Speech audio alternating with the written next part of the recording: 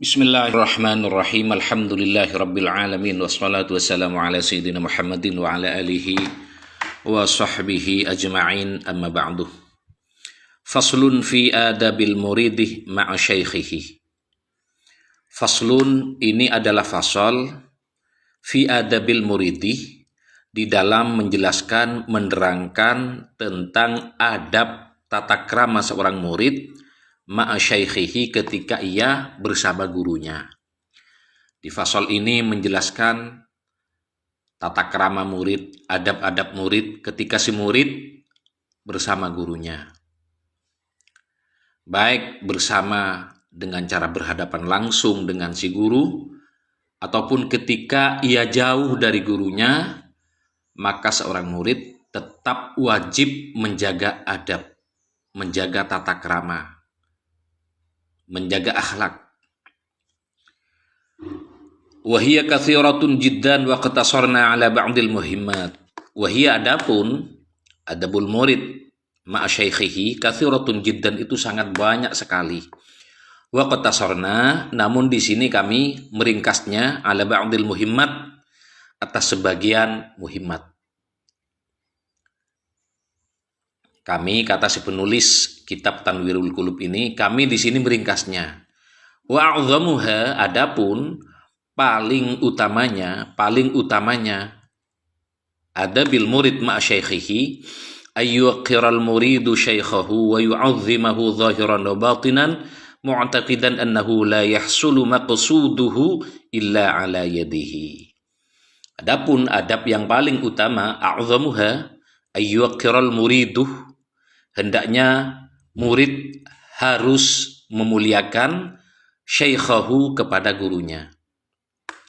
Wa yu'azzimahu, dan hendaknya mengagungkan siapa murid hu, kepada gurunya, zahiran wa batinan, zahir dan batinnya.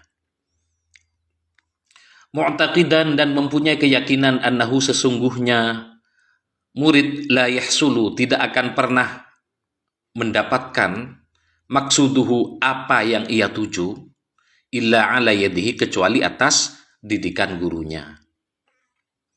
Jadi murid harus ta'zim, harus memuliakan gurunya zahir dan batinnya, dan mempunyai keyakinan dalam hati bahwa si murid tidak akan pernah mencapai tujuannya kecuali lewat didikan gurunya, lewat barokah gurunya. Yang dimaksud la yahsulu maksuduhu di sini, cita-cita ini, keinginan murid ini, tujuan murid ini bukan tujuan yang bersifat duniawi. Tapi yang dimaksud di sini adalah ridhonya Allah semata, seperti yang saya jelaskan kemarin. Bahwa murid harus berkeyakinan bahwa dia tidak akan mendapat ridha Allah kecuali melalui bimbingan guru. Ini yang dimaksud dengan la yahsulu maksuduhu. Wa idza tashattata nadhruhu ila syaikhin akhar haramahu min syaikhihi wa sadda alaihi al-faydu. Wa idza, dan apabila tashattata, dia menoleh. Wa idza, dan apabila tashattata, menoleh nadhruhu, apa penglihatannya si murid, ila syaikhin akhar, akan guru yang lain, haramahu, maka haram barokahu kepada murid, min syaikhihi, yang mengalir dari gurunya, wan saddah, dan akan tertutup alaihi, di atas murid, al-fayduh, aliran-aliran cahaya yang mengalir dari gurunya. Jadi ketika murid menoleh kepada guru yang lain, maka barokah gurunya haram bagi si murid itu, dan nurul fuyudat, nur yang mengalir dari gurunya itu tidak akan pernah sampai kepada hatinya, tidak akan pernah sampai kepada hati si murid. Nurul fuyudat, cahaya-cahaya yang mengalir, cahayanya Rasulullah mengalir kepada Sayyidina Abu Bakar, kepada sahabat-sahabat yang lain, mengalir terus ke bawah, ke guru-guru kita. Ketika kita menoleh kepada guru yang lain, maka cahaya itu tidak akan sampai kepada hati si murid tersebut. Wa minha, dan juga termasuk sebagian dari adabil murid ma'a syaikhihi ayyakuna mustasliman munqadan radiyan bi tasarrufati syaikhi yukhdimuhu bil mali wal badan. Hendaknya murid mustasliman, itu tunduk, munqadan pasrah, radiyan ridha bi tasarrufati syaikh, dengan semua keputusan guru. Yukhdimuhu, mengabdi siapa murid hu kepada guru, bil mali wal badan, dengan segenap harta, jiwa dan raga. Lianna jauharal iradati wal mahabbati la yatabayyanu illa bihadzal tariq. Sesungguhnya jauharal irada wal mahabbah, maksudnya di sini adalah bukti cinta seorang murid kepada gurunya, la yatabayyanu, tidak akan pernah nampak, tidak akan pernah jelas, illa bihadzal tariq, kecuali dengan jalan mustasliman munqadan radiyan bi tasarrufati syekh. Tidak akan tampak rasa cintanya murid terhadap gurunya kecuali dengan bi khidmatihi bil mali wal badan. Wa wazna sidqi, ini ataf ke sini, lianna jauharal irada wa lianna wazna sidqi, dan sesungguhnya ukuran kejujuran seorang murid, wal ikhlasi, dan keikhlasan seorang murid kepada gurunya, la yu'lamu, tidak akan pernah diketahui, illa bihadzal mizan, kecuali melewati ukuran-ukuran tersebut. Jadi mustasliman munqadan radiyan bi tasarrufati syekh yukhdimuhu bil mali wal badan, itu adalah ukuran dari cintanya murid terhadap gurunya. Dan si murid tidak perlu menoleh kepada guru yang lain apabila si murid itu memang betul-betul menginginkan tujuannya, yaitu mengalirnya cahaya Rasulullah ke dalam hatinya. Ada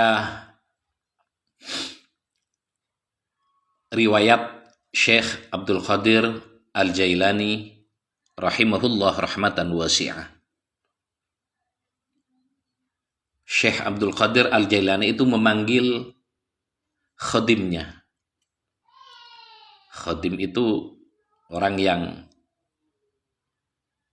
biasa melayani Syekh Abdul Qadir Al-Jailani, termasuk khadim tukang sapu, menyapu di rumah Syekh Abdul Qadir Al-Jailani, menyapu di halaman rumah Syekh Abdul Qadir Al-Jailani. Beliau memanggil tukang sapunya. Syekh Abdul Qadir berkata kepada tukang sapunya itu, besok pagi saya akan kedatangan tamu, namanya Nabi Khidir alaihissalam. Kata Syekh Abdul Qadir kepada khadimnya. Dengan rasa ta'zim, si khadim mengiyakan. Iya Syekh, saya faham. Kemudian di pagi harinya, Syekh Abdul Qadir memanggil khadim itu kembali untuk menyapu di halaman rumah. Di sini sapu dulu yang bersih ya. Nanti Nabi Khidir akan datang, kata Syekh Abdul Qadir. Syekh Khadim itu menyapu di halaman rumah. Di tengah-tengah Khadim itu menyapu, datanglah Nabi Khidir alaihissalam. Nabi Khidir bersama Syekh Abdul Qadir Jailani berbicara, ngomong-ngomong, ya cerita-cerita begitu. Setelah selesai, Nabi Khidir pulang. Si khadim tetap menyapu di halaman rumah itu. Nabi Khidir lewat di dekat khadim yang sedang menyapu itu. Nabi Khidir berkata kepada khadim itu, "Hei khadim, hei tukang sapu, kamu itu tahu ya siapa saya?" Kamu tahu siapa saya? Kata Nabi Khidir kepada khotimnya itu. Khotim itu berkata, iya saya tahu. Anda itu Nabiullah Khidir alaihissalam. Khotim itu tetap menyapu, tidak menoleh lagi. Tetap menyapu. Ya saya tahu Anda Nabi Khidir. Nabi Khidir marah waktu itu. Kamu itu sombong. Banyak orang-orang soleh, para aulia-aulia Allah mencari saya untuk ketemu saya. Jarang mereka ketemu saya. Ketika saya datang dekat kamu, kamu mengabaikan saya. Kamu itu sombong, kata Nabi Khidir. Lalu apa jawab si khodim itu? Si khodim itu dengan tenang menjawab, wahai Nabi Khidir, saya lagi berkhidmah. Saya lagi menjalankan perintah guru saya. Belum selesai ini Nabi Khidir. Nanti kalau sudah selesai dan ada izin dari guru saya akan mencari Anda untuk minta doa barokah. Nah itu, si santri itu tetap saja nyapu. Itu tetap berkhidmah kepada gurunya tanpa menoleh. Jadi sebelum selesai dari tugas sebagai murid, karena ditugas oleh gurunya, dia tetap dalam pekerjaannya. Pemirsa rahimakumullah, suatu ketika juga ada seseorang yang datang menemui Syekh Abil Hasan Asyadzili rahimahullah rahmatan wasi'ah. Syekh Abil Hasan Asyadzili itu salah satu mursyid thariqah Asyadziliyah. Beliau tuh kaya luar biasa. Syekh Abil Hasan itu salah satu ulama mursyid, wali, alim alama, kaya. Dianya itu kaya. Kemudian ada tamu datang kepada Syekh Abil Hasan Asyadzili. Dalam hati si tamu itu berkata, dalam hatinya itu berkata, ada seorang mursyid kok haus dunia ya, kok mewah seperti ini, rumahnya mewah, tempat fasilitasnya istimewa, kok ada seorang mursyid, seorang alim suka harta seperti ini dunia. Itu dalam hatinya, dalam hati si tamu itu. Kebetulan tamu itu belum bertemu dengan Syekh Abil Hasan Asyadzili, masih di luar rumah, masih di luar. Dan tiba-tiba di dekat tamu itu ada seseorang yang lagi memandikan kuda, membersihkan kuda. Si tamu itu bertanya sama orang yang memandikan kuda itu, si tamu itu bertanya, Pak, boleh nggak saya ketemu Syekh Abil Hasan Asyadzili? Saya pengen sowan ke beliau. Kata si tamu itu.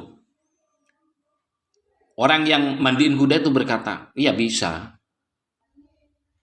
Bisa nanti. Ntar lagi saya bilang sama beliau bahwa ada tamu. Sebenarnya yang memandikan kuda itu adalah Syekh Abil Hasan Asyadzili sendiri.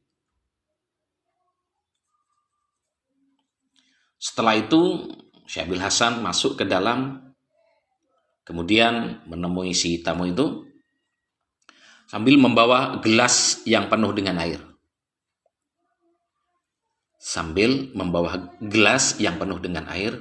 Dan Syekh Abil Hasan itu berkata kepada tamu itu.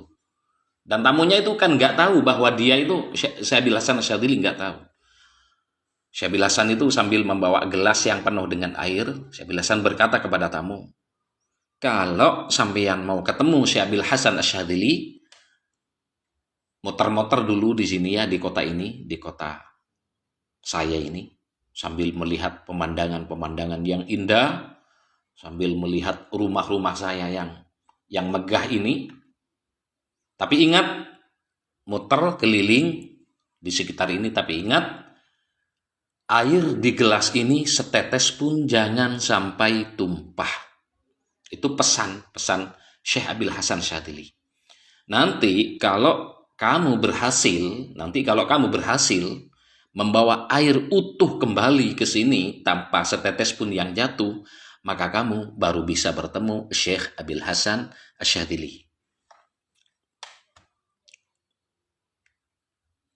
Maka air itu diterima oleh tamu itu. Saking dari pengennya ketemu sama Syekh Abil Hasan Asyadzili. Dia sambil membawa gelas keliling, sampai akhirnya nyampe lagi ke tempat yang tadi. Tukang mandiin kuda itu masih ada di sana. Syekh Abil Hasan itu masih ada di sana.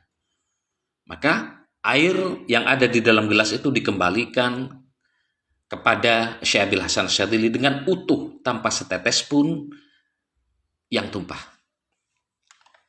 Kemudian Syekh Abil Hasan bertanya, di sana tadi ada bangunan megah, ada hiasan-hiasan tembok yang istimewa. Kamu lihat enggak? Loh enggak, saya enggak mikirin itu, kata si tamu. Saya enggak mikirin itu, saya fokus sama gelas yang berisi air ini, takut tumpah. Jadi saya enggak noleh ke kanan kiri, enggak mikirin itu. Syekh Abil Hasan tadi juga bertanya, di sana tadi di sebelah barat ada sungai yang airnya jernih mengalir. Di sana itu ada kolam, ada ikan-ikan besar. Kamu lihat enggak? Lah enggak, saya enggak mikirin itu, kata si tamu. Saya ini fokus, takutnya ada air yang tumpah. Maka Syekh Abil Hasan Asyadzili berkata, kamu berhasil. Maka kamu sekarang bisa bertemu sama orang yang kamu cari. Ya, kemana Syekh Abil Hasan Asyadzili? Ya sayalah. Loh, ya sayalah. Begitulah hidup, kata Syekh Abil Hasan Asyadzili. Begitulah hidup. Seandainya kita fokus pada hati kita sendiri, maka tidak akan pernah melihat kekurangan orang lain. Maka seandainya kita fokus pada kekurangan diri kita sendiri, maka tidak akan pernah meneliti apalagi mengetahui kekurangan orang lain. Jika kita fokus pada hati kita sendiri untuk tidak putus dengan zikrullah, maka hati kita tidak akan pernah melihat aib, cacat, dan kelemahan orang lain. Begitu kata Syekh Abil Hasan Asyadzili. Jadi, tujuan hidup daripada zuhud tidak harus kita miskin. Zuhud itu makna dari apa yang disampaikan Syekh Abil Hasan Asyadzili kepada tamu. Zuhud itu hatinya tidak tersentuh dengan kemegahan harta duniawi. Ya, alhamdulillah ketika kita dapat rahmat, dapat nikmat besar, tapi ketika nikmat itu dicabut, harta kita hilang, harta kita hancur dan sebagainya, kita pun tidak menyesal. Karena apa? Hati kita tidak tersentuh dengan kemegahan, dengan keindahan, dengan gemerlap duniawi. Jadi di sini ukuran murid sampai di mana keikhlasan murid kepada gurunya, sampai di mana ukuran cinta murid kepada gurunya, sampai di mana kejujuran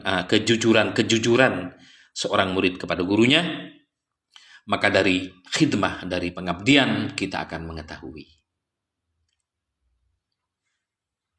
Kita diukur. Lianna jawharal iradati wal mahabbati la yatabayyanu illa bihadzal tariq wa wazna as-sidqi wal ikhlasi la yu'lamu illa bihadzal mizan. Sudah, dan seterusnya, wa minha, dan sebagian dari adabul murid ma syaikhihi alla ya'tarid 'alaihi fima fa'alahu walau kana zahiran. Alla ya'tarid, tidak boleh menentang siapa murid alaihi, atas guru, fima, akan sesuatu fa'alahu, yang telah diperbuat oleh guru. Fima, di dalam sesuatu, fa'ala, yang melakukan siapa guru kepada sesuatu. Jadi murid tidak boleh menentang apapun yang dilakukan oleh guru walau kana zahiran, walaupun perbuatan guru itu sudah jelas melanggar aturan syariat. Maka guru tidak maka murid tidak boleh menentang. Jadi alla ya'taridu alaihi fi ma fa'alahu walau kana zahiran, artinya murid tidak boleh menentang perbuatan guru walaupun perbuatan guru itu jelas melanggar aturan syariat. Wala yaqulu, dan tidak berkata siapa murid, lima fa'alta kadza. Lima fa'alta kadza. Kenapa engkau melakukan ini wahai guruku? Tidak boleh bilang seperti itu, tidak boleh. Lianna man qala li syaikhihi lima la yaflihu abada. Karena sesungguhnya murid yang berkata kepada gurunya, lima, kenapa kamu berbuat seperti ini wahai guruku? La yaflihu abada, itu pertanda bahwa murid tidak akan pernah beruntung selamanya. Faqad tasduru min asy-syaikhi suratun madhmumatun fil zahiri wa hiya mahmumatun fil batin. Faqad tasduru min asy-syaikhi suratun madhmumatun fil zahiri wa hiya mahmudatun fil batin, kama waqa'a lil Khidr ma'a Musa alaihi salam, wa fi hadzal ma'na qala ba'dhum. Terkadang dari seorang guru itu ada perbuatan suratun madhmumatun, seakan-akan perbuatan itu tercela. Fil zahiri, zahirnya tercela, seakan-akan tercela.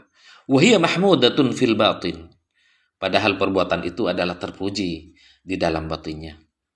Seperti yang terjadi pada Nabi Khidir dan Nabi Musa, yang sebagian para ba'duhum menyusun dalam sebuah syairan, wa kun 'indahu kal mayyiti 'inda maghsilin yuqallibuhu ma sya'a wa huwa mutawi'un wa la ta'tarid fi ma jahilta min amrihi 'alaihi fa innal i'tirada tanaza'u. Takut ini terlalu panjang para pemirsa, nanti insyaallah kita sambung. Saya ini tidak menggurui, saya cuma belajar membaca. Ini masih tahap belajar. Namanya belajar pasti banyak salah, pasti banyak keliru, pasti banyak kekurangan. Jadi jika kekurangan ini tampak dan jelas Anda dengar, Anda ketahui kekurangan, kekeliruan saya, maka itu murni dari kebodohan saya. Dan jika benar, falillahil hamdu wan ni'mah. Maka jika benar, maka sebenarnya yang benar, yang maha hakiki itu hanyalah Allah Subhanahu wa taala. Assalamualaikum warahmatullahi wabarakatuh.